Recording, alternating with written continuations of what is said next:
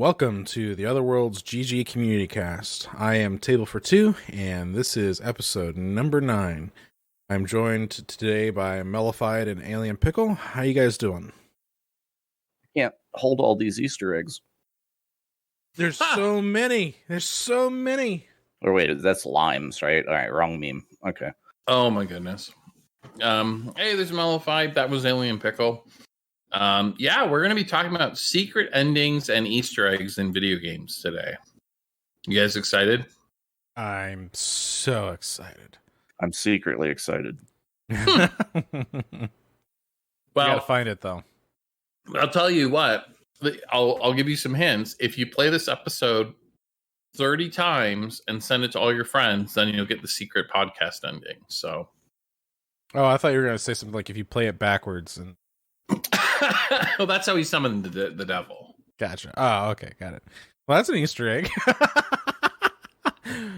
Well, it's secret ending and an Easter egg, so we got both in this episode.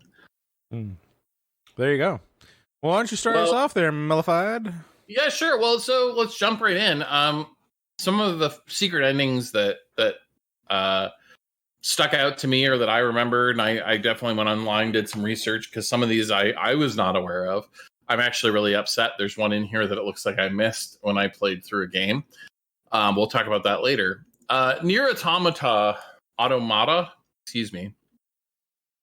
has to be one of the games that is just basically a bunch of secret endings. Like the whole game, you play a couple hours, you finish it.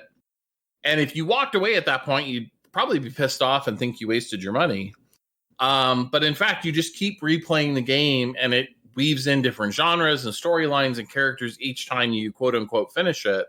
And there are, certainly other secret endings hidden within that structure, but that's got to be one of the craziest games to play. And they've got a sequel to that coming out, I think, this year. So if you really want the secret ending, maybe start there with Nier Automata.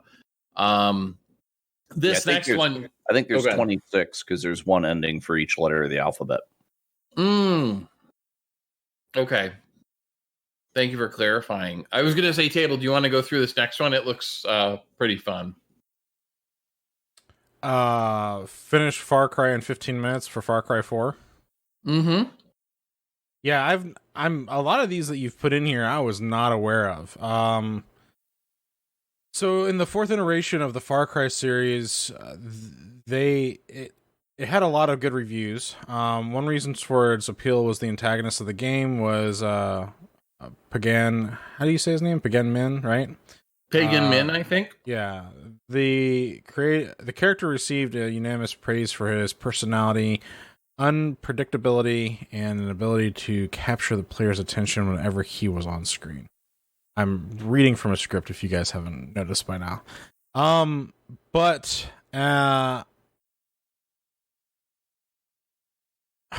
As it turns out, you can shorten the playtime by a lot by simply following the madman's instructions. So I'm not really sure on this one. Like, I'm not sure how in the world you get from playing the game to then all of a sudden you can just beat it in 15 minutes. That's pretty nuts. Yeah, well, basically, you just sit there long enough, and the guy's like, oh, okay, you want to spread your mother's ashes? Great, let's go do that. Sure, great, okay, you did your thing, now you're done. Whereas if you get mad and leave, because he's kind of being a jerk to you, then you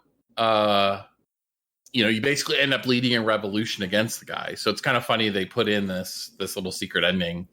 That's interesting that's interesting that this game does that, because it kind of reminds me of like you guys have said you've never played through Myst. So like I've played through like the entirety of Myst, right? So the basically what that game does is it kind of like tricks you, right? So there's three books in Myst. There's the red book, the blue book, and the white book. But when you start the game, you're only aware of the two books, the red and the blue. And you're kind of like tricked into this task of going and finding pages to complete these books so you can release one of the two brothers that are trapped in these books. But it turns out their dad's trapped in a white book that's like hidden in the fireplace, and like the page that's like hidden at the very beginning of the game. So like if you can get that and then put in the secret code in the fireplace, you just like put the page in and the game's done. And after you know it, like after you know what to do, you can like beat the game in like 5 minutes. It's really funny. So yeah, it sounds exactly the same. That's funny. So another way to end the game almost immediately is, well, I guess maybe not end the game, but certainly do something really, really bad, is in the original Fallout, if you had the Bloody Mess perk, kind of a low reputation, or the Berserker or Child Killer traits, you could shoot the Overseer in the back and cause him to die in an explosion of gore. So pretty funny that, you know, this guy is kicking you out of the vault and you can take your revenge, I guess, but only if it was character appropriate, I guess. So kind of a fun one. Somebody want to pick up this next one from Shenmue? is that how you say that? Shenmue? I think so. It was like Shenmue, but Shenmue, whatever. Sure, yeah, that works too. So apparently in this one you can die at the hands of the man who killed your father. In order to achieve this grim ending, you need to wait in the game till April 15th, 1987. To add insult to injury, Leon D, I think Landy, is that how you say their name? Kills Rio in almost the exact same way he killed his father. Suffice to say, it is not recommended that you go down this route if you want the optimal Shenmue experience. But yeah, you have to wait until, I guess, what is it, April 15th, 1987 in the game to do that. So that'd be like in a Bethesda game where you can sleep. You just like keep sleeping until the bad guy dies from old age. Right. Exactly. Well, that solved that problem. And I didn't have to kill a bunch of people to do it. That's great. Chrono Trigger had one that was kind of funny. I actually remember this one. Yeah, this is probably one of the greatest JRPGs of all time. And there are many multiple endings if you play through the game multiple times. If you defeat Lavos, the bad guy, at the beginning of the game, you get the developer ending, which you get teleported to a place where the developers have basically taken on the moniker, the names of the various sprites in the game. It's cute, but a little strange. So kind of fun to see them show off a little bit, I guess. The events of Silent Hill 2, if you get the real story of what was going on if you complete the secret ending. Yeah, so after getting 3 normal endings in the game, the player can find a dog key in the doghouse, a doghouse present in the game. This can be used on the observation room in the Lakeview Hotel, which will lead to a scene where you'll confront a dog that was apparently behind the events of the game. Which, for a horror game, is awesome. sort of absurd, right? Like, yeah. All right, so this is the one I alluded to earlier. I am so mad that I missed this one. In Persona 5 Royale, there is a secret ending, and it includes an alternate path, and the extra ending is an extra 20 hours long. So, the basic ending is pretty good. It's not too difficult to get through. But you need to play, in order to play the extra content, you need to max out the new teacher in town who shows up. He was added in this, the expanded version, the Royale version of the game. And if you do that, it unlocks a whole new chapter in the game that you can interact with, and basically without no spoilers. So I won't say too much more, but it's pretty cool if you do that. So, one of the games that I think is interesting that you don't have on this list, but I think it's worth talking about, and I'll bring it up now. Sure. Is Mario 64, right? So Mario 64, you actually only needed 70 stars in order to beat the game, like to beat the final boss and like win the game. Which like unlock the path to him essentially. Right. So I mean, so you need, so for those of you who don't know, and of course those of you who do, like in Mario 64, the premise is you have to jump into these different paintings throughout the castle in order to beat different portions of those levels to get stars. The more stars you get, the more rooms that you can unlock. The more rooms you can unlock, eventually it'll get you to Bowser. So I think if you get 8 stars, you can unlock the first Bowser, and you can go and fight Bowser and defeat him, which then gives you a key that takes you downstairs to the dungeon, so on and so forth. Then once you get to a certain point, you only need 70 stars to get to the third and final Bowser that you can then fight him, beat him, and then you roll credits win the game. However, there's actually a total of 120 stars throughout the entire castle. And one of the unique things that happens is if you find all 120 stars, a grate opens up outside the castle that's got a cannon in it that you can shoot yourself up on top of the castle, and Yoshi's sitting up there and he gives you a whole bunch of extra lives and whatnot. It's pretty cool. For people who like don't really know, they would never know that he was actually up there. So like you get to 70 stars and you're just like, cool, beat the game, move on. But like if you keep going, there's more stars to find, and then there's a fun little unlock that you can get where you can go and meet Yoshi up on top of Peach's castle. So I always found that one to be interesting, and I actually did do that as a kid. So I did go and get all 120 stars and find Yoshi and that kind of thing. So nice. I could totally see Nintendo doing that. I feel like they actually probably should have had more entries on this list, just because they've done they have to have done more than I'm thinking of right now. But interesting. Well, I mean, this also kind of goes back, like with Nintendo and like doing secrets and Easter eggs. It kind of harkens back to like Super Mario Brothers 3, right? Where if you get you can get to the last world in like a couple of minutes by getting 2 warp whistles in the very first world. So like I think it's like level 3 in World 1 you could actually get a warp whistle, and then in the first midway castle, you also can get a warp whistle, and if you use the first one, it'll take you to the warp levels, and then if you use the second one while in the warp levels, it'll take you to World 8, and you can get into like World 8 instantaneously and go and like fight Bowser. So it's pretty cool. That's fantastic. All right, well, Crash. Oh, go ahead. The thing that I'm surprised about is that a Mario game hasn't embedded another Mario game in it yet that I'm aware of. Because there's kind of like the what was it? Not Doom Eternal, but the Doom before that, where they added in like original Doom levels into it. Like you can find little hidden areas where it's like you're playing original Doom.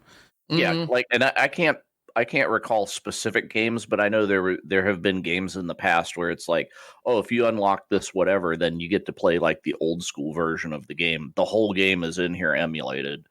There's a couple of things that were up on Xbox Live Arcade that were that way. So that's kind of neat. And then you have like the Yakuza games where you walk into a Sega arcade and they legit have like the emulated arcade games in there to play. Day of the Tentacle had the original Maniac Mansion completely playable hidden in the game as well. Yeah. I remember. So I was just thinking, like, if I was playing Super Mario Sunshine, then like you go through a door and suddenly you're playing Mario 64. Like the whole game is in there because it's like itty bitty tiny, right? Yeah, by today's standards. Yeah. And they certainly with Odyssey, they had like 2D levels that kind of threw back to that, but not the actual complete game, which would have been fun. Yeah, I haven't played a Mario since the island thing. Gotcha. So that was my last exposure to Mario. Yes. Well, Sunshine, they just re-released it actually, so I'm going back and played it again. I've not really heard like fantastic rave about it. Like I hear it's good. Like it's like playing the original again, and they added a little widescreen support to it, but a lot of people weren't really impressed with like it didn't feel like a true re-release, if that makes any sense. So I think people were better impressed with like upscaled textures and modded versions of it for like emulation rather than what Nintendo put out. Which is odd because it seems to be the case. A lot of communities seem to put out what seems like better versions of, things at times. So yeah. So slight derail. Have you seen the Godzilla fighting game that was, was on the PlayStation, Xbox and stuff? There was a Wii version as well. And it was like Godzilla Destroy All Monsters Melee or whichever version it was. So there's a guy that's going back through modding the game, and he has made like the super version with the 4K textures and new monsters and fixed like all the weird in the game. Like it used to have fog in the distance. Well, now there's not. You see the whole city, stuff like that. And now he's working on a different game that's like an Xbox version of it. It's Godzilla Save the Earth, which is theoretically like the best version of the game. And he's got a bounty out right now of just like anybody that can get this game running in an Xbox emulator. Here's actual pile of money for you. So if anybody wants to accept that bounty. But anyway, interesting. Well, we've got a few more secret endings here that we can talk about too. Persona 5 has one. No, we did that one. Oh, we did? I thought. Yeah, I talked.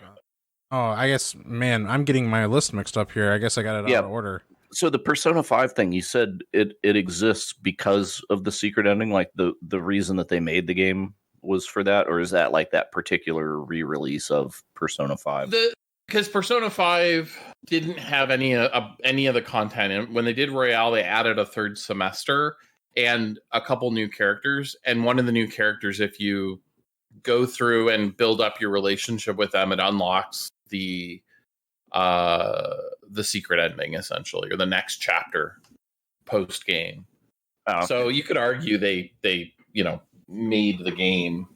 They made the game just for that ending, I suppose. Weird. But it's a pretty good chunk of content. Like, it's about 20 hours. So certainly hate to miss that if you played the game. So the next one was the Crash Bandicoot thing? Yeah. You can get to 106% in Crash Bandicoot 4. It's About Time. So it actually has two secret endings. Getting to 100%, gets you the true ending, in air quotes. You have to basically beat every level without dying once and get every single crate, which is pretty crazy. Probably the hardest in the series, but once you do that, then you see that you have to fight a character that's coming back from one of the other games, and then you have to beat him, and so that's the true 106% ending, I guess. So, all right, well, so that was our list of secret endings. We do have some Easter eggs, though, which are kind of the cousin of the good ending, or the secret ending, I should say. This first one's kind of fun about NBA Jam. One of you guys want to talk about that? Well, NBA Jams, that's interesting that some of these older games have, especially like a sports game, have these kind of Easter eggs in them. I was gonna say alternate endings, but I guess the Bulls lose the playoffs. Oh no, the alternate ending. So developers for NBA Jam went in by adding Fresh Prince of Bel-Air to their game. So, but was Will Smith aware? I don't, that's interesting. I don't know. I mean, it's kind of fun because at the beginning of like the intro to the show, Fresh Prince of Bel-Air, he's playing and out West Philadelphia, born and raised. So he's got him playing through in there. So am I reading this correctly that they also added in other playable characters such as the Clintons and Al Gore? yeah. And that was the console release. They put in Bill Clinton, Hillary Clinton, and Al Gore as playable characters in basketball. Yeah, and all the developers are in there too as like extras. And apparently they had plans of adding in Mortal Kombat themed court and stuff like that, but I guess Midway killed that idea. That is ridiculous. Oh, yeah, well, definitely one of the more unique ones. Like I wouldn't have even thought of NBA Jam as having Al Gore on the court. There is out on YouTube, I think is where I saw it. There is a full NBA Jam documentary where they talk to the guy that did the voiceover stuff and like how he ended up doing the voiceover stuff for the game, as the announcer, and how they ended up like the development path of, okay, well, we made this game and then we were going to make this NBA thing, but then you couldn't tell who the people were. So then we came up with this deal of like generic bodies, and then we just put like big cartoon heads on it so you could actually tell who the people were. And, they go through like step by step the iterative process of making that game. That's fascinating. Yeah. And it's funny because that genre of like arcadey sports games is starting to make a bit of a comeback. EA just released NHL 94, which is a 2D hockey game using modern teams and players. But you can go back and play it like a 1994 hockey sprite-based hockey game. Oh, that's crazy. Dragon Quest, whenever they redid it for the Wii, or not the Wii, Nintendo Switch, thank you. When they redid it for the Switch, and then they also ported this version to PC so that you can buy it a second time, because they're actually charging full price for the game a second time. But what it adds is some additional content, but you have the option to flip it into 2D mode, so you play it as an old sprite-based game, and you can just flip back and forth at any time between playing the modern 3D or the sprite-based version of the same content. The good news is that one is actually on Game Pass, so you don't have to pay full price if you're on Game Pass. But yeah, true. But I just look at how much monumental of an effort it is to actually have two versions of the game. Like there's the whole sprite-based version, which I would think would take as much development effort as making the other version, right? It's like it's the additional effort of also making a full-on sprite-based RPG. It's not like, they can just flip a mode, and it changes the graphics. It's like a whole different game that's the same game. Yeah, absolutely. And you see that with remakes sometimes where they'll let you hit a button and go back to the old graphics or the new graphics, but that's just like a rendering trick. This is, like you say, a whole new game. Yeah. So yeah, that's pretty super freaky that they would actually put the time in to do that. That seems like a labor of love from the developers or something that on their time off they did something, or yeah, because I don't see it as like a major selling point of the game or anything. But then again, it's like I own the original, but I kind of want to install that version off Game Pass just to see how that is.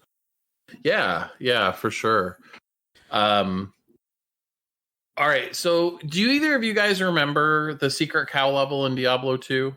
I do, absolutely. And I remember subsequently Blizzard kind of adding in a nod to that as a cheat code for StarCraft. So in StarCraft, there was actually a cheat code called There Is No Cow Level, which I think you used to skip a level. I think that's how you did that in the campaign. I think that's what it was, yeah. So it's been a while. It was a little nod to that with them, so that was cool. Well, it was also trying to sort of deny, because this was a lot of this with Diablo was pre-internet era, or early internet era. So you didn't have the definitive repository of all human knowledge, that we have now. So It was a rumor, right? People were like, well, yeah, no, there's a cow level. And like your friends would tell you that. And you'd be like, no way, dude. Yeah, it was wrapped in mystery. And so when they made that cheat code, it was sort of, poking at that, like implying that it was all made up. The other one I remember from Diablo 2 that I didn't put on the list, shamefully, is the chat gem. If you remember Diablo 2's BattleNet screen, the lobby that you go into between games had a little gem part of the UI Chrome around the windows, the text windows, and if you pushed it, it would do stuff. And if you pushed it again, it would like light up and go dim. It would light up, go dim, or click or something. I can't remember now, but doesn't really matter. The point was there grew to be this whole mythology about if you clicked that button 666 times before you went in, you'd get a much higher magic drop rate for the for the items in the game and stuff like that.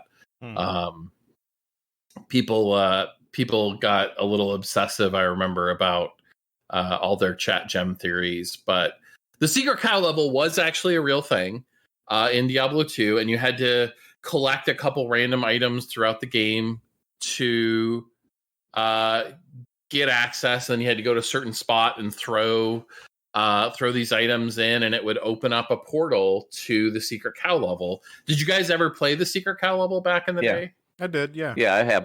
I just don't understand how anybody discovers this stuff where it's like, okay, you have to have the kid's wooden leg, and you have to have, like, I think it was like a certain number of town scroll portals and something else that was in there, and you put it in the transmutation cube. Yeah.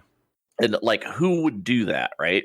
So I wonder, like, when people find this stuff, it's either the developers leak it out and then see word of mouth how quick it spreads, or do people actually go at the game with like a hex editor or something and actually poke around and see what they can find in there?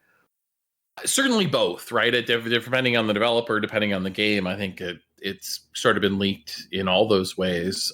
Sometimes they'll put out hints, they'll say, well, I wonder what would happen if you took this and this, and gosh, Bungie were the masters of that with the Halo series, where they would release weird, clues and stuff, building up the hype for games. But can you guys maybe describe the secret cow level, how you remember it? Because I think it bears some... I mean, I remember, so like when you unlock it and you go through the portal, you go in and it's just like this field of like cows walking on their hind legs with like spears and pikes or like axes or something like that. And it was just like this crazy level of just like you have to fight these cows essentially. So that's what I. And they had the angry mood. That was the part. Right. The sound design, right, was top notch. And if I remember correctly, it was a red portal where like all the other portals in the game were blue, but the one to the cow level was red. I do remember this. Yes. So fast forward a little bit, Blizzard was getting ready, had a really hard time getting Diablo 3 out the door. And they were finally unveiling their latest redesign at E3 one year, and I forget the year. And they showed off the screenshots and how amazing their new engine was going to be, and all the visuals. And people were mad. I don't know if you guys remember this, but people were pissed. Do you guys remember why? Yeah, because it was too colorful. It wasn't all brown. Yep. They were mad because it was too colorful. And as retaliation, I guess, the next year, the Diablo 3 development team printed up t-shirts where they had the Diablo 3, the words Diablo 3. Go ahead. No, Jim just posted a picture in our show notes, and I was like, yes, I remember this too. Yeah. But anyway, I think it was called Whimsyshire. Yes. We're getting to Whimsyshire. So they printed up a t-shirt that was sky blue, and on the shirt was two clouds with little smiley faces and a rainbow. And then it was the Diablo 3 logo, because they were making fun of, and it had like happy little unicorns and a happy sunshine face. And so this was like making fun of the fans, or having some fun with the fans about this idea that Diablo 3 was too colorful. They made it like a Care Bears thing or something. I don't know. So like that was the E3 reveal. Then a year later they did these shirts, and then in the game, if you collected like super rare item drops from the end game content, and you got all 5 of them, I think it was, there was a way you could open a portal to a new area called Whimsyshire. Did either of you guys play Whimsyshire? No, I never made it that far. Yeah, I did. Yeah. So now, could you buy the items that you needed for it on the auction? No. Well, I don't think so on the auction house. I don't remember the timing of it. It's just the dig, like the other thing that pissed people off about Diablo. Oh yes. Well, the auction house died a pretty quick death. I mean, it was only very around early on. It died. Yeah. Yeah. About a year, I think, it was before they killed it. But yeah. So Hunter, maybe you can give a stab at describing Whimsyshire to folks who. I'll just point out, if you haven't played Diablo 3, it's this deep, gothic, dark, angry, like the world is ending because evil is overwhelming us, and the last bastion of hope is your character, fighting against the darkness. So set the stage there. I mean, it's basically, if you want to talk about Whimsyshire, it's basically Diablo and Care Bears had a kid, and so it's this like happy, like pretty place. There's rainbows and unicorns and clouds with smiley faces, and then you're fighting these things, and then you kill something and it explodes in like a gore of blood. And you're just like, so it's like a pretty nightmare. The thing that I find amazing about it is the dude that you talk to that portals you in there is one of the cows from the secret cow level. Yes, like a glowing ghost cow. There you go. Yeah. Yep. Yeah, absolutely. And like there are little presents and cakes that are taking the place of the chests and the loot rewards in here. My favorite part though has to be the mini map, because instead of just a basic wireframe, it's a rainbow background, and the areas you can go are clouds. So it's just this like carrying this theme to the nth degree, and it's super bright and shiny and just completely over the top. So I one of my favorite Easter eggs, obviously, the 2 Diablo ones. So honestly, I would play an entire game that's like this if it was like the dungeon keeper attitude, where it's like you are evil and that's your job is to go into like unicorn happy land and just mass murder. Right. You're the evil plague on the land that they failed to stop. Absolutely, that would be an interesting one for sure to build a game around. I think that you could do it. All right, shall we move on to Doom 2? Yeah, I was actually surprised to see this one. I did not realize that this was a thing, but apparently it is a thing. And I mean, honestly, I think it makes sense, and it goes and it fits. So, there is a way in which you can, how did they put it? You essentially have to do it by using the eyed clip cheat code, and then you go behind the final boss's face, and you'll find John Romero's head on a pike. And the best part is, if you shoot him in the face, you win the game. Right. So you don't have to even fight the final boss. You just win by shooting John Romero, which, if any of you played Daikatana, maybe would feel really good. Yeah, definitely one of the more interesting ones. Gears of War 2 has a bunch. The whole Gears of War series has some fun Easter eggs, but probably one of my favorites is in a mission, Rolling Thunder.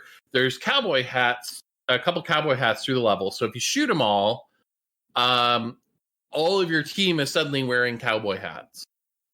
But it doesn't end there, because when you get to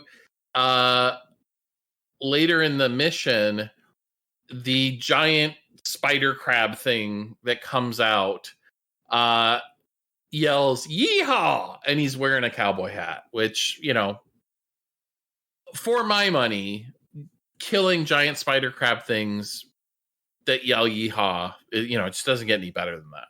Can I get a yeehaw? Yeehaw! There you go. All right, so Jim, are you ready for this next one? I'm about to unleash the Force. Yeah, so in Force Unleashed, Jar Jar Binks frozen in a carbonite slab. Because why not? The most universally reviled character in all of Star Wars. Like, they had to put him in, and boy, the way they did it was great. I think, this is like the very definition of fan service, isn't it? Just giving the fans what they want. Yeah, but so the best Star Wars thing is whenever you play Battlefront 2, not the new one, but the old one, then you can set up custom missions. So we made one that was just an army of Gungans, and we were playing Imperials, just like splattering Gungans. It was like Gungan Hunt or something like that. Yeah, it was Gungan Extinction Simulator. Oh no. I think that's all. I think Jar Jar is a unifying force that everyone can agree to hate. So, I really unity to the Force. Yeah, well, I really like the fan theory that Jar Jar is actually a secret that's Sith. I don't know if you've seen this. It's I think started as a YouTube video. Yeah, it was like he was the puppet master pulling the strings behind the whole shit all along. Mm-hmm. Because he ends up as a senator to the Galactic Senate. I mean, he's the one that voted Palpatine to be the Emperor. So yeah. So there's some. I really want them to retcon that into reality, because that would just make the original trilogy, or the prequel trilogy, I guess I should say. What are the odds that Favreau will bring Jar Jar back? Oh, like season 3 of The Mandalorian, that they have like some kind of like teaser trailer where you just hear like Misa. Well, even better would be him wearing like the dark Emperor cloak or something, and then it reveals that it's actually Jar Jar in the in there. Oh, it's basically the Emperor's chair. And it turns, because it rotates, and it just turns, and it's like you just see his glowing eyes sticking on top of top. Yeah, he just pulls the hood back. It's eye stalk. It's like a Luke Skywalker reveal, just the slow pull of the hood back. So the question would be, what color lightsaber would Jar Jar have? I guess be like a shit brown. I don't know, like a. Oh no. Have to invent a whole new kyber crystal just for Jar Jar. No, it could be like a rainbow lightsaber that it's just like striped like a candy cane. Rotates through the colors. Yeah, but striped like a candy cane.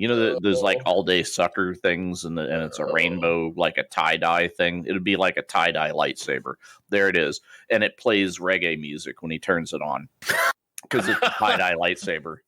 Well, and that would fit with Lucas's absurdity of like how he made that character. So, yep, yeah. Someday we have to talk about George Lucas and ostriches, because there's so many ostriches in Star Wars.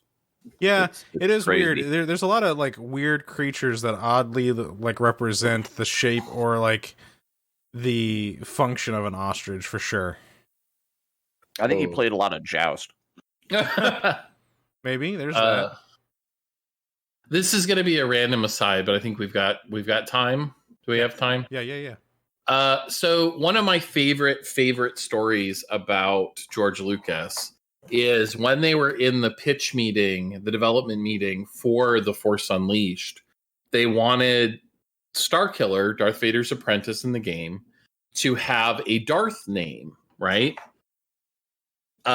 We've got Darth Vader, Darth Sidious, all these great malevolent names. And they asked George to, give them a name. And there, he was thinking about it for a minute. He goes, Darth Icky. And everybody just sat there at the table waiting for him to like say just kidding or whatever. But they waited for like a minute and then the meeting just went on. And that's why the character in Force Unleashed is referred to as Starkiller, because they refused to name him Darth Icky. Yeah, I don't know. George Lucas is an interesting man, and I'm super thankful for like him giving us Star Wars, but my goodness. Well, maybe he was in agreement with Harrison Ford, like, I just want it to die. Maybe by that point he was over it. And this is after, the prequel trilogy, when he was just getting, lambasted by fans constantly and stuff. So he probably was pretty jaded. I don't think he deserved the lambasting that he got, though, to be honest with you. Like, I mean, there's one thing about like not liking something. There's another thing being like blaming him for the entire destruction of your childhood or some bullshit like that. It's just like, well, I think, if you read the book, I can't remember the name of it now, but it's like the making of Star Wars. And it went into what George Lucas went through to bring the original trilogy to this big screen, right? And how hard they had to work. Ideas that he had that they couldn't make happen because of the technical limitations of special effects at the time, right? Everything was practical. Everything had to be built as a model or created somehow. And that forced him to edit, and that forced him to make compromises, and that forced him to really like boil down what he was trying to do to its essence so that he could figure out a way to make it work. Yeah, and the product of trimming all that fat out of it got rid of all the bullshit that would have made it a terrible movie and actually whittled it down into the perfection that it was. Yeah. And what happened with the prequel trilogies was CGI. You can make anything happen. So there was no editing, there was no filter, there was no process to winnow down these really crazy, interesting, wild ideas to a more cohesive whole. You just said, I want a goofy, reggae guy with big ears, make it happen. Give me an ostrich. Yeah. Yeah. So I think, in some sense, I don't even, I can see objectively how somebody could fall into that complacency or that trap, maybe, of building something. And it's funny because like I remember being a kid when Return of the Jedi came out, and people were mad that the Ewoks were so cutesy, right? Because it seems so blatantly an attempt to sell toys to children. Yeah, and then you realize that they're like, carnivores. They're cannibal little. Yeah, it's like they had them on a stick. They were gonna eat them roasted over a fire. Well, they're probably pretty tasty. I mean, well, yeah, but the thing, no, I mean, not the Ewoks eaten. I mean, the Ewoks were gonna eat the heroes. Yeah. No, I know. But anyways, yeah, it's weird. Like they brought out the porgs, right, in the new stuff, but then they had Chewbacca sitting there like eating a roasted one in front of the other ones. Mm-hmm. And it was like that was the only cool dark thing in that movie. Oh wow, yeah. I let me put it this way: in my universe that I choose to live in, right? Because we can all have subjective reality now.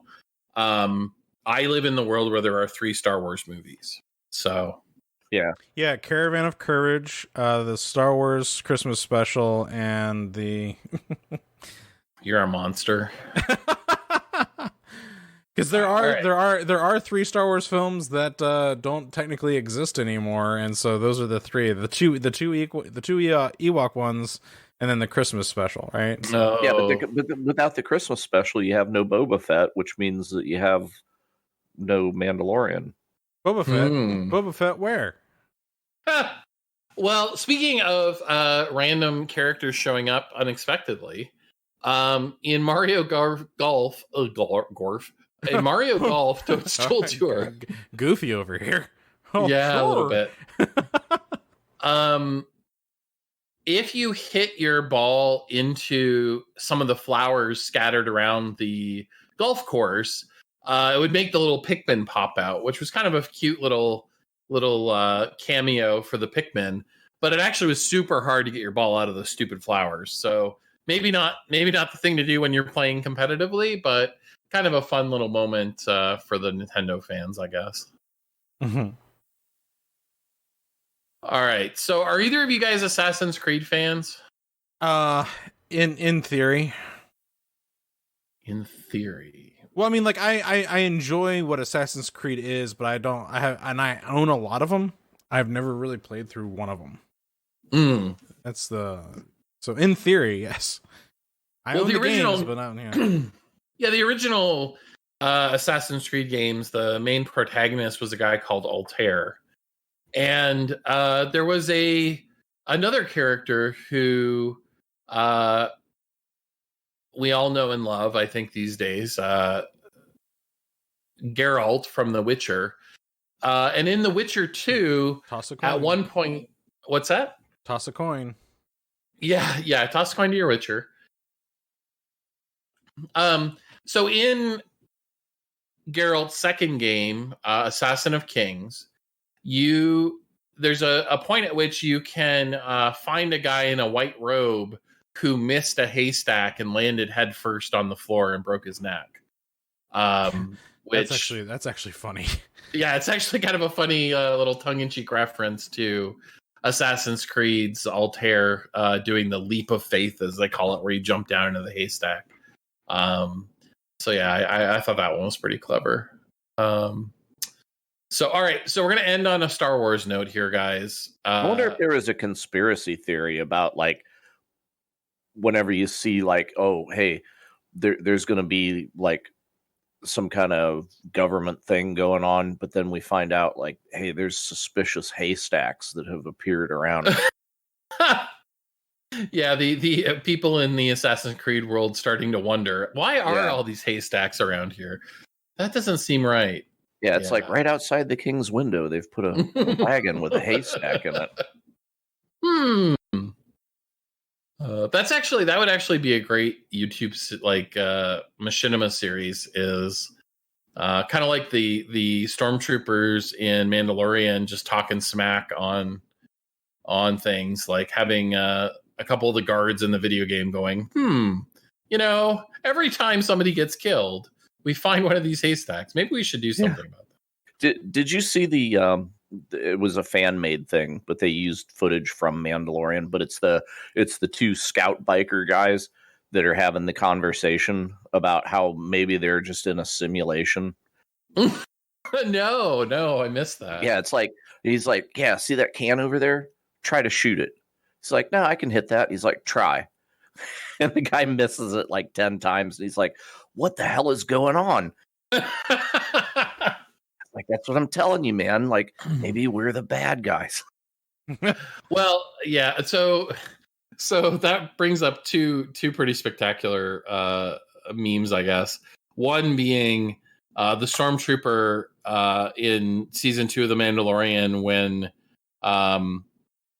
big bad guy tells them to put the Baby Yoda in Grogu. I refuse to say that name.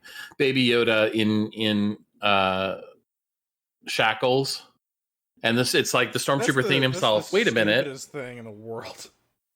Well, yeah, but they have this great. Do they just keep baby shackles around? Like, well, exactly. That was the meme. Is like the stormtrooper going, wait, putting the baby in shackles. Why do we have baby shackles? Are we the bad guys? Yeah, that's right. But oh god, yeah. There's definitely some fodder there, but I want to finish up with this one because it's from The Force Unleashed 2, and I want one of you guys to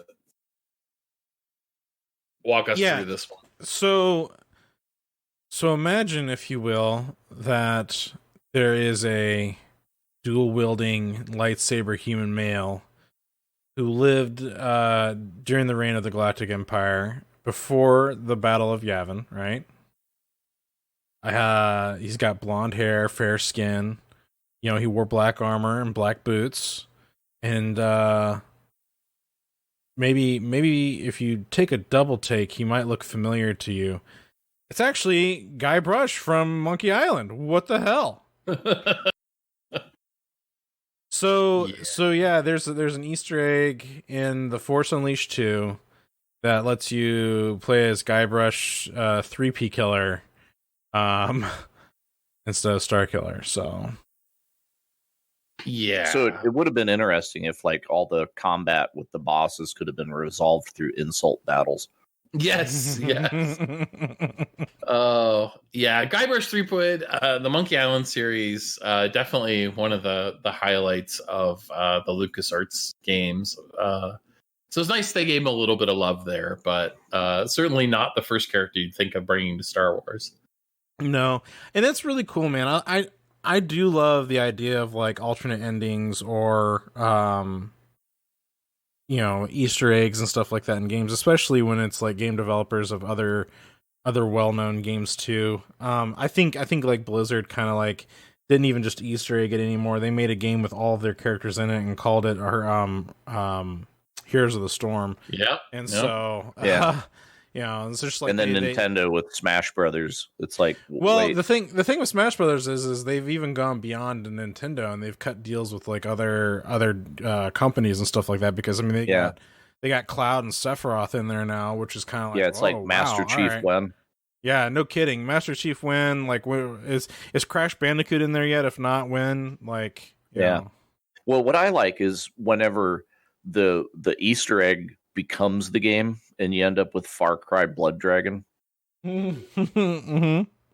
Yeah, because that game is just one giant Easter egg. Mm-hmm. Well, so here's the best part about that is, did you see that they took the Trials game and made that, and they had all Blood Dragon. Trials of the Blood Dragon, which had all the voiceover done by the same actor, and just spectacular. The commitment to the joke there is admirable, if nothing else. Well, as lovers of games and as we explore the games, Easter eggs and alternate endings and secret endings are going to definitely be something that we will be on the lookout for, and we will actually, we'll cover when we find these kinds of little things like this. They're always fun to see when a developer puts in something silly like this. Easter eggs can be a little bit harder, especially when there's like, something like cow levels involved where you actually have to do a certain combination to actually unlock this quote-unquote Easter egg, but these things do exist in there, and they can be a lot of fun and add little bits of entertainment to the game. Well, I find it amazing whenever you see like an article pops up on some gaming site, like gamers just discovered this 40-year-old Easter egg nobody's found and embedded in this game, and it's like, really, we've been that long and we hadn't found it. And a lot of times it turns out to be something minor, or like a nothing berry, or like a half thing. So like there was one with Mortal Kombat recently, and I'm pretty sure it was Mortal Kombat, where it turned, or maybe it was Street Fighter. I think it was one of the two, where you could actually, if you beat the game to a certain point, you could come back in and play as like another character, but it was like a developer mode thing. It wasn't really meant to be an actual like Easter egg or like cheat or anything like that. It was like a developer type thing or whatever it was. So, but yeah, just little things like that people unlock over time. And the only way that a lot of times that these old Easter eggs like that end up being unlocked is when people have like dumped the game and then they pour over it. Like, they dump the ROM. Yeah. And they like have to sift through it and find the information that they need. It's usually not by like some accident, some person just like randomly does it. But like, well, we had an interesting one just recently with Assassin's Creed Valhalla. I don't know if you guys saw this, but there's like this super duper powerful bow in the game that is just lying in the rocks at a certain point on the map. And somebody found it, and people are like, what the hell is this? This thing is awesome. Like, this shouldn't just be lying on the ground.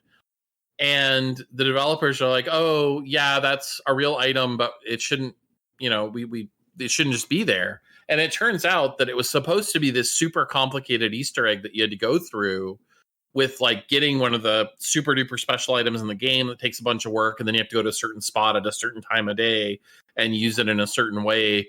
And then you would get the bow. So it's like they screwed up their own reveal of of this Easter egg by somehow leaving it lying there unintentionally. So, yeah, that's nuts. Well, yeah, I just want to find the Ranger's bow from the Dungeons and Dragons cartoon in some game sometime. But I can't remember what game it was, but they actually had a Dungeons and Dragons cartoon Easter egg in it because you met like a party of people and it was the kids from the thing. Oh, huh. I can't remember what game it was, but it was funny. Well, there was a moment in like the Left 4 Dead series where you're playing through Left 4 Dead 2 and you meet the characters from Left 4 Dead 1. That was kind of a funny moment.